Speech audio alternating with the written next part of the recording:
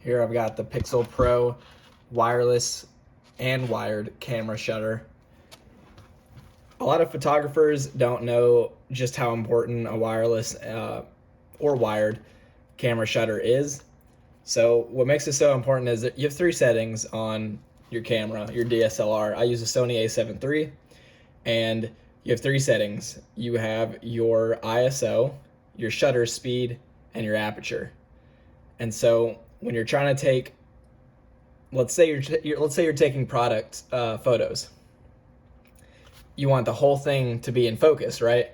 So you've got to crank up that aperture to make sure everything's in focus, which makes the camera, the light that comes in the camera, there's hardly any light coming in, which means you're going to have to crank up your ISO or crank down your shutter speed to get a crisp photo. And if you crank down your shutter speed and you don't have a wireless shutter remote, what's going to happen is your photo is going to be super blurry and it's, I mean, honestly not even usable.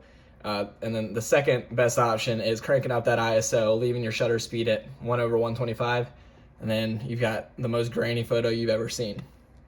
So where this comes in is you set up your camera, you put on your shutter speed at like 1/10 of a second, which sounds quick, right? But as far as cameras go, like just the tiniest movement with your hand is going to make that the image just super blurry. So what you do is you connect this, and then I'll show you, you turn it on right there, and then what would happen is you'd have it plugged into a camera, and when you're ready to go, it's on the tripod, click, click, click, it takes the photos. So you're never touching the camera. Even if you have it on a tripod and you just try and touch it like that, it's gonna be blurry, I promise you.